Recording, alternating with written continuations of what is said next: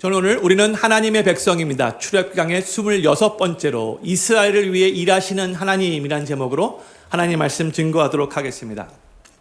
우리는 조금만 눈앞이 캄캄해져도 하나님의 계획을 의심하곤 합니다. 짙은 안개가 우리 앞을 가릴 때면 과연 하나님이 정말로 일하고 계시는 건지, 하나님이 정말 나를 사랑하시는 건지, 하나님이 나의 삶을 가장 선한 길로 인도하시는 건지 마음이 흔들리곤 합니다. 오늘 본문에 등장하는 이스라엘 백성의 상태가 바로 그랬습니다. 앞에는 홍해가 가로막혀 있고 뒤에서는 강력한 애굽 군대가 추격해오는 바로 그 순간에 이스라엘 백성은 그들을 놀랍게 출애굽시키신 하나님의 그 능력과 하나님의 그 신실하심과 하나님의 그 계획을 다 까맣게 잊어버리고 도리어 심히 원망하고 있었습니다. 그러나 이스라엘 백성이 위기 가운데서 두려워하며 원망하고 있었을 바로 그때에도 하나님은 여전히 그들과 함께하고 계실 뿐만이 아니라 그들을 위해서 쉬지 않고 일하고 계셨습니다. 저는 오늘 설교 제목을 이스라엘을 위해 일하시는 하나님이라고 지었어요. 이 제목이 어떤 성도님들에게는 조금 이상하게 들릴 수도 있어요. 하나님께서 이스라엘을 위해 일하신다? 이 말이 마치 하나님이 이스라엘 백성의 종이 되어서 그들을 섬기는 것처럼 들릴 수도 있기 때문이에요. 그러나 이 말의 참된 의미는 무엇인가? 하나님께서 이스라엘 백성이 안전하게 홍해를 건너 그 놀라운 구원의 역사를 몸소 경험하고 구원의 하나님께 감사하며 찬양하게 하시기 위해 그 모든 상황을 친히 조성하시고 주관하시며 섬세하고 세밀하게 일하셨다는 그런 뜻이에요. 저는 오늘 우리 필그림교회 모든 성도님들이 오늘 본문 말씀을 통해서 하나님은 구체적으로 어떻게 이스라엘 백성들을 위해 일하셨는가 4가지로 살펴보면서 하나님의 백성인 우리를 위해서도 하나님은 실수 없이 섬세하게 일하시는 분이시라는 것을 확신하며 더 그 하나님을 신뢰하고 우리의 삶 가운데 놀랍게 일하시는 하나님을 더 풍성히 경험하시기를 소망하는 마음으로 하나님 말씀 증거하도록 하겠습니다. 저는 지난주에 출애굽기 14장 전반부의 내용을 나누었죠. 이스라엘 백성이 원래 가던 길이 있었어요. 그 길로 가면은 사실 홍해를 건널 필요가 없었어요. 근데 하나님께서 그들이 가던 그 길을 의도적으로 바꾸셔서 턴백 하셔서 홍해 앞으로 인도하셨다는 말씀을 나누었어요. 그리고 그 이스라엘 백성이 홍해 앞에서 헤매고 있다는 그 소식을 들은 애굽의 바로 왕이 이제 이 이스라엘 백성을 다시 잡아오고자 계속해서 이 이스라엘 백성들을 자신들의 노예로 삼고자 애굽의 모든 병거들을 다 동원해서 최정의 애굽 군대를 보냈다는 내용도 살펴봤죠. 이 모든 것이 다 하나님의 계획 가운데 일어난 일이었지만 그 상황 속에서 이스라엘 백성은 안타깝게도 노예 근성이 발동되어 왜 우리를 애굽에서 이끌어냈냐? 광야에서 이렇게 죽을 바에는 차라리 애굽에서 노예로 사는 것이 더 나았다. 이런 막말까지 하면서 막 원망하기 시작했어요. 그 원망의 소리를 들은 모세는 백성들 앞에 서서 담대하게 믿음으로 선포했죠. 지난주 본문이었던 출애굽기 14장 13절 14절을 우리 다시 한번 읽기를 원합니다. 같이 읽겠습니다. 시작. 모세가 백성에게 이르되 너희는 두려워 말고 가만히 서서 여호와께서 오늘날 너희를 위하여 행하시는 구원을 보라. 너희가 오늘 본 애굽 사람을 또 다시는 영원히 보지 못하리라. 여호와께서 너희를 위하여 싸우시리니 너희는 가만히 있을지니라. 아멘. 그동안 이스라엘 백성은 애굽에서 노예로 살아왔어요.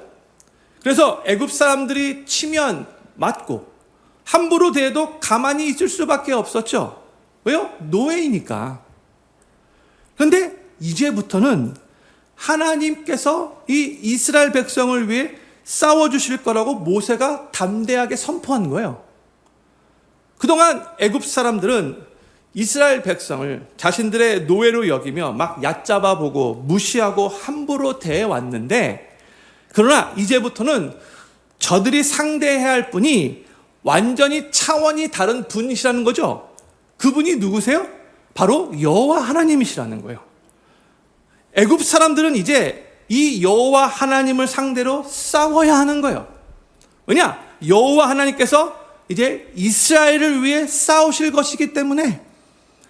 아멘이십니까? 아멘. 그렇죠? 그러면서 모세가 이렇게 선포합니다. 그동안 이스라엘을 괴롭혔던 저 애굽 사람들은 이제 하나님 앞에서 철저하게 무너질 것이고, 너희가 그것을 두 눈으로 확실하게 보게 될 것이다. 그러니까 두려워 말고 가만히 서서 하나님께서 행하실 그 일을 보라. 이렇게 선포한 거죠. 근데 성도님들, 모세의 이 선포를 조금 더 자세하게 들여다보고 싶어요. 제가 질문 하나 드리도록 하겠습니다. 어렵지 않아요? 바로 이 순간에 하나님의 구원이 이미 임했었던 건가요? 아직 임하지 않았었던가요? 전자예요, 후자예요? 아직 임하지 않은 상태예요, 아직. 예? 그럼에도 불구하고 모세는 먼저 믿음의 눈으로 하나님께서 너희를 위하여 행하시는 구원을 보라 라고 먼저 선포했던 거잖아요. 그쵸? 근데 성도님들, 이 타이밍이 조금 이상하지 않습니까? 애굽 군대가 이미 멸망한 다음에 이것을 봐라 라고 말한 게 아니에요. 아직 아무 일도 일어나지 않았는데 애굽 군대는 여전히 기세등등하게 뒤에서 쫓아오고 있는 바로 그 순간에 하나님께서 너희를 위하여 행하시는 구원을 보라. 하나님께서 너희를 위하여 싸워서 주실 그 승리를 보라 라고 모세가 선포한 거예요. 사랑하는 필금교회 성도님들, 바로 이것이 믿음입니다. 믿음은 우리로 하여금 아직 오지 않은 것을 먼저 보게 합니다. 유명한 말씀 히브리서 11장 1절에서 믿음을 이렇게 정의했어요. 같이 한번 읽겠습니다. 시작. 믿음은 바라는 것들의 실상이요 보지 못하는 것들의 증거니. 아멘. 모세가 백성에게 요구한 것이 바로 이 믿음이었던 거죠. 아직 눈에 보이지 않은 그 구원, 아직 이루어지지 않은 그 승리, 그것을 미리 실상으로, 증거로 붙잡으라는 것이었어요. 이스라엘 백성 앞에는 여전히 홍해가 가로막고 있었고요. 여전히 뒤에서는 애굽 군대가 추격해 오고 있었어요. 상황은 하나도 바뀌지 않았어요. 그러나 모세는 보이는 그 상황이 아니라 보이지 않는 하나님의 구원을 먼저 보라라고 선포했던 거죠. 엄밀히 말해서 성도님들, 구원이 임한 다음에, 승리가 이미 이루어진 다음에 보는 것은 믿음이라고 할 수 없는 거잖아요. 그것은 그냥 눈으로 확인하는 것뿐밖에 되지 않아요. 그렇기 때문에 하나님의 백성인 우리는 믿음의 눈으로 하나님께서 우리에게 베푸실 그 구원과 그 승리를 미리 볼 수 있어야 합니다. 그렇게 믿음으로 하나님이 하실 일들을 미리 볼 때에 담대함이 생기는 거죠. 저는 필그림교회 모든 성도님들이 이 세상을 살아가며 힘든 일들을 만나실 때마다 하나님께서 앞으로 베푸실 그 구원, 하나님께서 싸워서 주실 그 승리를 먼저 믿음의 눈으로 바라보실 수 있기를 바라고, 그로 인해 담대함을 얻고 예전에 경험해보지 못했던 놀라운 하나님의 구원과 승리를 앞으로 더욱더 풍성하게 경험하시게 되기를 우리 구주 예수님의 이름으로 간절히 축원합니다. 모세가 아주 심하게 원망했던 이 이스라엘 백성들의 시선을 하나님께로 돌리게 하면서 이스라엘 백성들의 마음이 어느 정도 안정되었어요.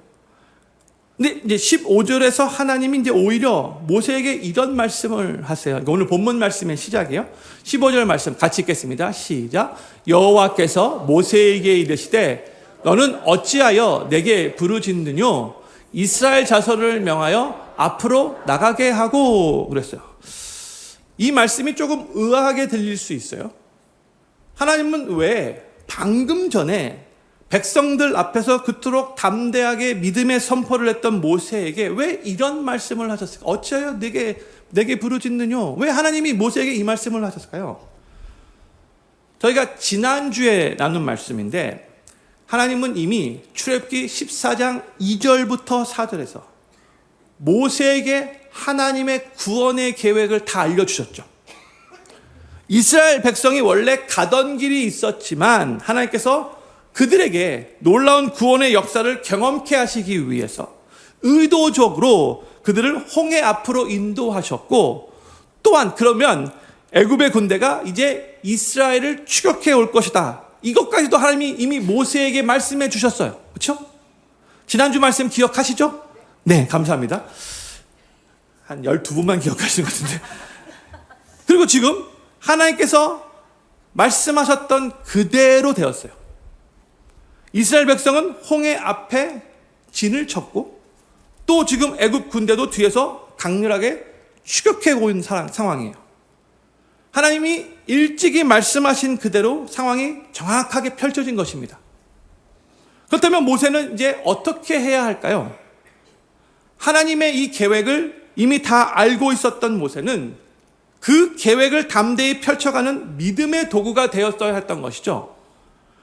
근데 도리어 모세는요, 이제 백성들 앞에 서서 방금 전에 우리가 읽었듯이 담대하게 믿음의 선포를 했기는 했지만 그 후에 하나님, 이제 우리 어떻게 해야 합니까?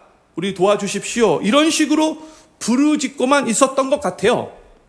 그래서 이 15절에서 하나님이 뭐라고 말씀하고 계세요? 모세야, 어찌하여 왜 내게 부르짖느뇨? 영어로 Why do you cry to me? 너는 내가 너희를 구원하고 너희를 대신해서 싸워줄 것을 이미 다 알고 있지 않느냐? 그래서 너가 이스라엘 백성들 앞에서 그렇게 선포하지 않았느냐? 그러니 이제 부르짖기만 하지 말고 행동으로 앞으로 나아가라, 이렇게 말하고 있는 거예요. Tell the people of Israel to go forward, 말하고 있어요. 여기서 하나님이 앞으로 나아가게 하라라고 말씀하신 것은 하나님이 이미 알려주신 바로 그 계획대로 하나님만 의지하며 홍해 앞까지 나아가라는 뜻이었어요. 그러니까 믿음의 선포 다음에, 백성들 앞에서 믿음으로 선포한 다음에 이제 그 믿음의 행동이 뒤따라야 한다라는 것을 지금 하나님께서 말씀하고 계시는 거예요. 근데 성도님들, 이게 바로 하나님께서 이스라엘 백성들을 위해서 일하신 첫 번째 모습이에요. 첫 번째로, 문제가 닥치기 전에 하나님은 미리 구원의 길을 준비하셨습니다.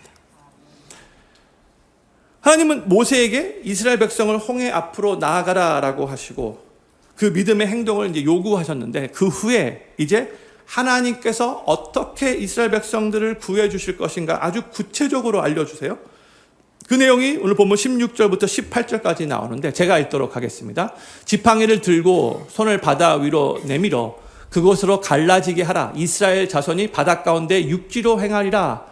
내가 애굽 사람들의 마음을 강팍해 할 것인즉 그들이 그 뒤를 따라 들어갈 것이라. 내가 바로와 그 모든 군대와 그 병거와 마병을 인하여 영광을 얻으리니 내가 바로와 그 병거와 마병으로 인하여 영광을 얻을 때야 애굽 사람들이 나를 여호와인 줄 알리라 하시더니 했어요. 하나님은 모세에게 이제 이 백성들에게 홍해 앞으로 나아가게 하라. 그러면 이제 홍해가 갈라져서 이스라엘은 안전하게 건너오게 될 것이고 애굽 군대는 그 뒤를 따라 들어갔다가 결국 다 수장되어 멸망하게 될 것이다. 이것을 하나도 빠짐없이 미리 다 알려주고 계시죠. 근데 성도님들, 여기서 우리가 반드시 붙잡아야 할 사실이 있어요. 하나님께서 홍해를 가르실 그 계획을 세우신 것은 이스라엘 백성이 홍해 앞에서 원망하며 부르짖은 다음이 아니었다는 거예요. 이스라엘이 위기를 만나기도 전에 하나님은 이미 출애굽기 14장 2절부터 4절에서 이 모든 계획을 갖고 계셨다는 것을 모세에게 알려주셨잖아요. 이미 그 계획을 갖고 오셨던 거예요. 다시 말해서 이스라엘 백성이 아직 자신들에게 닥칠 그 위기를 알지도 못했을 때에 하나님은 이미 그 위기 속에서 이들을 구원하실 방법을 다 준비해 놓고 계셨다는 거죠. 근데 이것이 바로 우리가 믿는 우리 하나님의 성품이에요. 하나님은 결코 문제가 터진 다음에야 허둥지둥 대책을 세우시는 분이 아니십니다. 하나님은 우리의 위기보다 언제나 먼저 앞서가시는 분이시라는 것을 기억하시기 바랍니다. 형님들, 우리 삶에도 문제를 만날 때가 있는데 그럴 때마다 우리는 그 문제가 갑자기 터져서 우리 스스로는 많이 당황하고 어찌할 바를 모를 거잖아요. 그러나 우리 하나님은 우리가 그 문제를 만나기 전부터 이미 그 문제 속에서 우리를 구원해 주시고 건져내실 것을 다 예비하고 계신다는 것을 믿으시기 바랍니다. 그분이 바로 우리 하나님이신 거예요. 우리 눈에는 갑작스러운 위기처럼 보일 수 있어요. 근데 하나님께서는 이미 오래 전부터 준비된 구원의 시나리오를 가지고 있다는 것, 우리가 믿음으로 붙잡아야 하는 거예요. 그러므로 우리가 캄캄한 상황을 앞에 만나고 섰을 때마다 우리는 항상 이렇게 믿음으로 고백할 수 있는 거죠. 하나님은 지금 이 순간에도 내가 아직 보지 못하는 그 다음 장을, next chapter를 이미 예비하고 계심을 저는 믿습니다. 이렇게 고백할 수 있는 거예요. 저는 필그림교회 모든 성도님들이 삶의 문제와 위기를 만날 때마다 하나님은 이미 우리를 위해 구원의 시나리오를 다 준비하고 계신다는 것을 믿으시기 바라고, 그 믿음 위에 하나님의 은혜와 평강이 충만하게 임하는 것을 경험하시게 되기를 우리 구주 예수님의 이름으로 간절히 축원합니다. 하나님께서 이스라엘 백성을 위해서 어떻게 일하셨는가? 두 번째로 구름 기둥을 애굽 군대 쪽으로 보내어 하나님은 뒤에서도 이스라엘을 보호하셨습니다. 우리 오늘 본 말씀 19절 말씀 우리 같이 한번 읽기를 원합니다. 시작. 이스라엘 진 앞에 행하던 하나님의 사자가 옮겨 그 뒤로 행함에 구름 기둥도 앞에서 그 뒤로 옮겨 했어요. 여기 보면 하나님의 사자가, 즉 천사가 뒤로 옮겨갔고 또 구름 기둥도 뒤로 옮겨갔다라고 하고 있죠. 제가 이 내용은 2주 전에 잠깐 나누었었는데 오늘 좀 더 상세하게 살펴보기를 원해요. 그동안 이 기둥은 어떤 역할을 했죠? 낮에는 구름 기둥, 밤에는 불 기둥으로 이스라엘 백성들의 그 걸음을 인도했잖아요. 앞에서 구름 기둥이 가는 대로 이스라엘 백성들은 그대로 따라만 갔어요. 그렇죠? 그러다가 이제 구름 기둥이 딱 멈추면 이스라엘 백성도 바로 그곳에서 멈춰서 그곳에 장막을 쳤어요. 더 이상 이동하지 않았어요. 그렇죠? 또 뜨거운 광야 가운데 그 더위를 막아주는 그늘 역할을 했던 것이 바로 이 구름 기둥이에요. 이처럼 구름 기둥은 이스라엘의 인도자의 역할을 했고 또 방패의 역할을 했어요. 그렇죠? 그런데 그렇게 이스라엘 백성들 앞에 가던 이 구름 기둥이 지금은 이스라엘 백성 뒤쪽으로 옮겨졌다라고 말씀하고 있죠. 왜 이 구름 기둥이 뒤로 옮겨갔는가? 그 이유가 20절에 나옵니다. 20절 말씀 같이 읽겠습니다. 시작. 애굽진과 이스라엘 진 사이에 이르러서니 저편은 구름과 흑암이 있고 이 편은 밤이 광명함으로 밤새도록 저편이 이 편에 가까이 못하였더라 했어요. 구름 기둥이 이스라엘 백성을 추격해오던 그 애굽 군대가 있는 쪽으로 옮겨진 거예요. 그래서 그쪽에는 보세요. 구름과 흑암이 있었다라고 하고 있죠. 그동안 이 구름 기둥이 이스라엘 백성을 인도하고 더위를 막아 주었었는데 이제는 필요에 따라서 그쪽으로 이동하여 이 애굽 군대 쪽으로 가서 흑암을 안겨주는 도구로 사용되고 있다는 거예요. 캄캄한 어둠이 애굽 군대 쪽에 깔리게 하셔서 그들이 앞으로 나아갈 수 없도록 막아주시고 동시에 이스라엘을 보호해 주신 거예요. 왜 그렇게 하신 거예요? 이스라엘 백성들이 200만 명이 이제 홍해를 건너야 하는데 계속해서 원래 오던 그 스피드대로 추격해 오면 따라잡을 거 아니에요. 구름 기둥이 그들을 막았던 거죠. 따라오지 못하도록. 그렇죠? 근데 참으로 대조적이게도 이스라엘 백성이 있는 쪽은 어떤 상태였다고 성경이 알려주고 있어요? 이쪽은 밤인데도 광명했다라고 있죠. 밤이 광명함으로 밤인데 화냈다는 뜻이죠. 환하게 밝은 밤. 분명 밤인데 낮과 같은 밤. 밤에 게임을 하면 할 수 없는데 언제 가능해요? 조명이 꽉 비쳤을 때. 그렇죠? 스테디움에 딱 조명이 켜지면 환하게 운동할 수 있는 거잖아요. 그렇죠? 바로 그 일이 일어났다는 거예요. 동일한 하나님의 임재가 대적자들에게는 캄캄한 어둠이 되었지만 하나님의 백성에게는 환한 광명의 빛이 되었다는 거예요. 성도님들, 바로 이것이 하나님께서 하나님의 백성을 위해 일하시는 모습입니다. 하나님은 이스라엘 백성이 미처 생각지도 못했던 그 부분까지 세심하게 역사하시며 이스라엘을 지키시고 보호하고 계셨던 거예요. 우리는 흔히 하나님의 보호하심에 대해서 생각할 때에 우리 눈앞에 직면해 있는 그 문제만 생각하는 경향이 있죠. 그러나 오늘 본문 말씀은 하나님이 우리의 앞만이 아니라 우리의 뒤까지도 지키시고 계신다는 것을 보여주고 있는 말씀이에요. 앞뒤를 두루시는 하나님이신 거죠.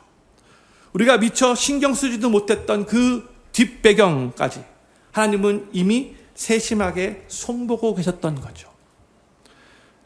성도님들, 우리의 삶에도 우리가 미처 알지 못하는 곳에서 하나님이 지금 이 순간에도 우리를 지키고 계신다는 것을 믿으시기 바랍니다. 세 번째로 하나님께서 이스라엘을 위해 어떻게 일하셨는가? 하나님은 막혔던 홍해를 가르시고 새 길을 여셨습니다. 이제 이스라엘 백성이 하나님의 말씀을 믿고 순종하여 홍해 앞으로 나아갔을 때 어떤 일이 일어나는가? 오늘 본문 21절 말씀 같이 읽겠습니다. 시작. 모세가 바다 위로 손을 내어민데 여호와께서 큰 동풍으로 밤새도록 바닷물을 물러가게 하시니 물이 갈라져 바다가 마른 땅이 된지라. 아멘. 모세가 하나님께서 말씀하신 대로 자신의 이제 지팡이를 들고 이제 바다 위로 손을 내민 거예요. 그때 하나님께서 이스라엘 백성 앞에서 홍해를 쫙 가르시며 새 길을 만드신 거예요. 그리고 그 새 길을 하나님께서 마른 땅이 되게 하셨대요. 형님들, 우리 하나님은 하나님의 백성을 위해 광야에 새 길을 내실 뿐만이 아니라 바다까지도 가르시면서 새 길을 여기시는 분이신 거예요. 할렐루야. 근데 보세요. 21절 잘 보잖아요. 이스라엘 백성 앞에서 홍해가 갈라지도록 밤새도록 큰 동풍이 불었다라고 하고 있죠. 그냥 자연 현상으로만 설명하자면 큰 동풍이 밤새 불었고 그래서 바닷물이 갈라졌고 그래서 홍해가 갈라졌기 때문에 이스라엘 백성들이 건널 수 있었다. 이렇게 말할 수 있겠지만 성경은 이 사건의 주어를 분명하게 여호와께서로 두고 있다는 거예요. 그러니까 하나님께서 밤새도록 큰 동풍을 불게 하신 것이고 자연 현상이 아니라 하나님께서 큰 동풍을 불게 하신 것이고 또 하나님께서 바닷물을 물러가게 하신 것이고 또 하나님께서 홍해 바닥을 마른 땅이 되게 하신 거예요. 그런데 우리가 이 내용을 얘기할 때에 이제 한 가지 그냥 무심코 지나치는 부분이 있어요. 홍해가 갈라진 것도 엄청난 기적인데 근데 그 갈라진 홍해 바닥이 한순간에 instantly 마른 땅이 되게 하신 것도 엄청난 기적이라는 거예요. 자연 현상으로 그냥 그 홍해 바닥이 마르려면 적어도 일주일 이상은 걸렸을 텐데 하나님께서 그것을 즉각적으로 마른 땅이 되게 하셨다는 거예요. 왜 그렇게 하셨을까요? 그 상태 그대로 이스라엘 백성이 홍해 바닥을 걸어가기에는 너무나 어려웠기 때문인 거죠. 갯벌처럼 발이 계속해서 빠질 수 있는 거예요. 또 물기 때문에 미끄러울 수도 있는 거죠. 그러나 하나님은 바로 이 부분까지도 세심하게 염두에 두시고 일하셨다는 거예요.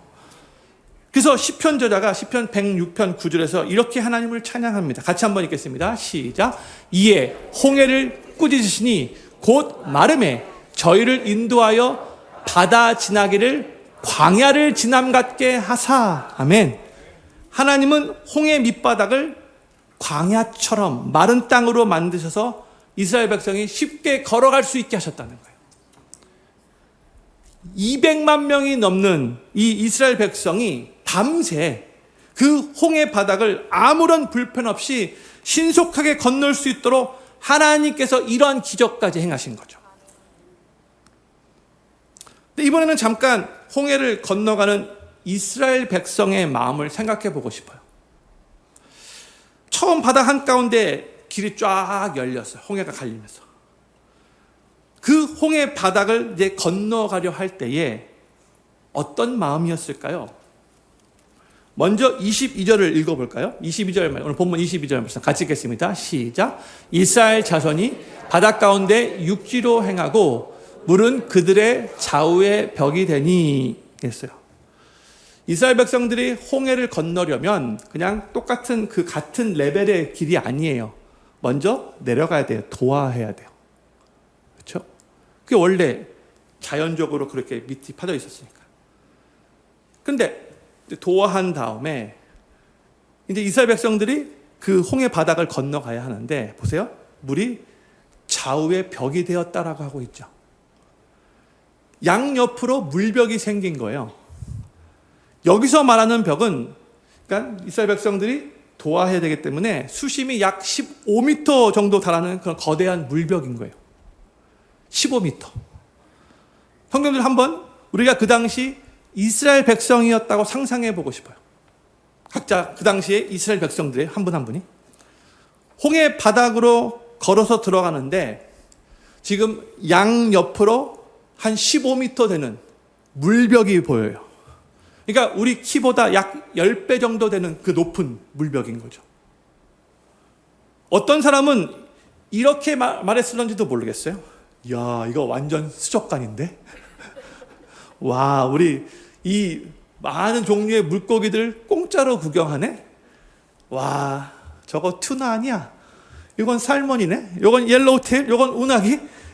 갑자기 일식집에 온 것 같죠? 제가 아는 물고기 이름은 그 수시 이름과 비슷합니다. 그런데 이렇게 수족관 구경하듯 신나게 홍해를 건넜던 사람들보다 아마 조마조마한 마음으로 홍해를 건넜던 사람들이 훨씬 더 많았을 거예요. 왜냐하면 그 물벽은 이 플라스틱이나 유리 같은 것이 그 물을 홀드하고 있었던 게 아니잖아요. 그렇죠? 물이 스스로 지금 하나님께 순종하여 그 자리에 서서 벽을 이루고 있었던 거예요. 지금 자연의 법칙이 완전히 깨어져 있는 상황이잖아요. 바로 그 순간 혹시 그 물벽이 무너지기라도 한다면 이스라엘 백성들은 물속에서 수장되어 죽게 되는 거잖아요. 그야말로 스릴 넘치는 미션 임파서블 영화와 같은 거가 되는 거예요. 맨 처음 홍해를 건넌 사람들은 자신들이 맨 처음이었기 때문에 나름대로 두려웠을 것이고 그 뒤에 건넌 사람들은 그동안 이 물벽들이 잘 버텨졌는데 혹시 내 차례에서 무너지면 어떡하지? 이런 마음으로 건넜을지 모르겠어요. 그러니까 저는요 거의 대부분의 사람들이 저마다 조마조마한 마음으로 그 홍해 바닥을 건넜을 거라고 생각이 들어요. 그러나 그 물벽은 마지막 이스라엘 백성이 다 건널 때까지 허물어지지 않았죠. 그래서 모든 백성들이 단 한 사람도 예외 없이 안전하게 다 건널 수 있었어요. 근데 성도님들, 이것이 바로 하나님께서 일하시는 방법이라는 거예요. 하나님이 새 길을 내실 때에 그냥 길만 내신 다음에 나는 내 할 일 다 했다. 니들이 알아서 걸어가라. 이렇게 말씀하시는 분이 아니신 거예요. 우리가 미처 생각하지도 못한 아주 작은 부분까지 모든 것을 실수 없이 끝까지 책임지시고 붙들어 주시는 분이신 거죠. 그러므로 하나님께서 시작하신 그 일은 결코 중간에 흔들리거나 무너지지 않는다는 것을 믿으시기 바랍니다. 하나님께서 하실 거예요. 마지막 네 번째로 하나님께서 이스라엘 백성을 위해서 어떻게 일하셨는가? 하나님은 이스라엘의 대적을 심판하셨어요. 이스라엘 백성이 홍해를 안전하게 다 건넌 다음 이 물벽은 어떻게 됐는가? 오늘 본문 23절부터 25절까지 말씀인데 제가 천천히 읽도록 하겠습니다. 애굽 사람들과 바로의 말들, 병거들과 그 마병들이 다 그 뒤를 쫓아 바닷 가운데로 들어오는지라. 새벽에 여호와께서 불 구름 기둥 가운데서 애굽 군대를 보시고 그 군대를 어지럽게 하시며 그 병거 바퀴를 벗겨서 달리기에 극난하게 하시니 애굽 사람들이 가로되 이스라엘 앞에서 우리가 도망하자. 여호와가 그들을 위하여 싸워 애굽 사람들을 치는도다 했어요. 이제 애굽 군대가 뒤쫓아 홍해 바닥을 건너려고 들어가는데 바로 그 상황에서 하나님이 또 일하신 거죠. 성경은 여기서도 주어를 다 여호와 하나님으로 기록하고 있어요. 주어가 하나님이에요. 하나님이 하신 일들이 뭐예요? 여호와께서 애굽 군대를 어지럽게 하셨대요. 24절 말씀이죠. 25절 그들의 병거 바퀴를 벗기셨대요. 그게 하나님이 하신 일이라는 거예요. 근데 바로 그 상황에서 애굽 군대가 뭐라고 자기들끼리 말하고 있어요? 25절 후반부에서 우리가 도망하자. 여호와가 그들을 위하여 싸워 애굽 사람들을 치는도다. 이게 지금 애굽 군대 자기들끼리 한 말이에요. 애굽 군대가 그 상황에서 뭘 깨달은 거야? 자기들이 지금 여호와 하나님과 싸우고 있다는 것을 깨달은 거예요. 드디어 우리가 지금 이스라엘과 싸우는 것이 아니라 여호와 하나님과 싸우고 있구나. 그렇게 생각하며 막 도망치려고 하는 그 순간에 물이 그들을 그대로 덮어버린 거죠. 그리고 애굽 군대는 홍해 깊은 바닷속에 영원히 수장되고 말았어요. 하나님께서 말씀하신 그대로 이루어진 거죠. 오늘 본문 30절 같이 한번 읽기를 원합니다. 같이 읽겠습니다. 시작. 그날에 여호와께서 이같이 이스라엘을 애굽 사람의 손에서 구원하심에 이스라엘이 바닷가에 애굽 사람의 시체를 보았더라 했어요. 그토록 공포의 대상이었던 그 애굽의 군사들이 바닷가에 시체가 되어 널려져 있는 것을 보며 이스라엘 백성은 무엇을 느꼈을까요? 아마도 기쁨과 두려움이 함께 교차하지 않았을까 생각이 들어요. 자신들은 다 안전하게 건넜으니 당연히 기뻤겠죠? 그러나 동시에 자신들도 저렇게 수장되어 시체가 될 수 있었는데 지금 이렇게 살아있다는 그 사실 앞에서 또 떨리는 마음도 있었을 거예요. 같은 홍해, 같은 물이었어요. 그러나 그 물은 이스라엘에게는 구원이 되었고 애굽에게는 심판이 되었어요. 무엇이 이들을 이렇게 다르게 만들었는가? 이스라엘이 뭐 더 잘나고 더 자격이 많고 더 의로워졌는가? 아니죠. 이스라엘 백성도 애굽 사람들과 조금도 다를 바 없는 죄인들이었어요. 연약한, 죄성이 엄청나게 많은 죄인들이었어요. 그들 안에 하나님 앞에 내세울 만한 어떤 자격이나 공로도 없었어요. 제가 이 설교 말씀을 할지 어떻게 알고 오늘 성가대가 그 찬양을 뽑았는지 모르겠어요. 그럼에도 불구하고 이들이 살아난 것은 전적으로 하나님의 백성에게 임한 하나님의 은혜 때문이었습니다. 살아가는 필금계 성도님들, 이스라엘 백성이 홍해를 안전하게 건너서 구원받은 사건은 그저 3,500년 전에 있었던 전설과 같은 스토리가 아니에요. 우리 하나님은 오늘도 하나님의 백성인 우리를 위해 문제가 닥치기 전에 미리 구원의 길을 준비하시는 분이세요. 우리를 위해 구름 기둥으로 뒤에서까지 보호하시는 분이세요. 우리를 위해 막혔던 홍해를 가르시고 마른 땅 새 길을 여시는 분이세요. 우리를 위해 쫓아온 대적을 심판하시는 분이십니다. 우리가 이 세상을 살아가는 동안에 우리의 삶에도 앞에는 홍해가 가로막고 뒤에서는 아주 강력한 애국 군대가 추격해 온 것 같은 그런 진퇴양난의 상황을 만날 수 있어요. 그것이 건강의 문제일 수도 있고 재정적인 문제일 수도 있고 자녀의 문제일 수도 있고 신분의 문제일 수도 있고 사람들과의 관계에서는 문제일 수도 있어요. 우리 힘으로는 도저히 어떻게 할 수 없는 큰 문제를 만나면 우리의 마음은 두려워서 흔들릴 수 있죠. 그러나 그 문제 앞에서 우리가 해야 할 일은 무엇인가? 믿음의 눈을 들어 우리 하나님을 바라보며 자기 백성을 위해 섬세하게 실수 없이 일하시는 그 하나님을 더욱더 믿고 신뢰하며 그 하나님만을 의지하는 것입니다. 짙은 안개 속에서도 산은 여전히 그 자리에 서 있죠. 그와 마찬가지로 하나님의 백성이 위기 가운데 있을 때에도 하나님은 여전히 그 자리에 계시고 오히려 하나님의 백성을 위해 쉬지 않고 일하고 계신다는 것을 믿으시기 바랍니다. 저는 필그림교회 모든 성도님들이 삶의 홍해가 가로막고 있다 할지라도 이스라엘을 위해서 신실하게 실수 없이 일하셨던 그 하나님께서 오늘도 동일한 손길로 우리를 붙드시고 도와주실 거라는 것을 굳건히 믿으시면서 믿음으로 승리하는 삶을 계속해서 살아가시기를 우리 구주 예수님의 이름으로 간절히 축원합니다. 우리 다 같이 자리에서 일어나셔서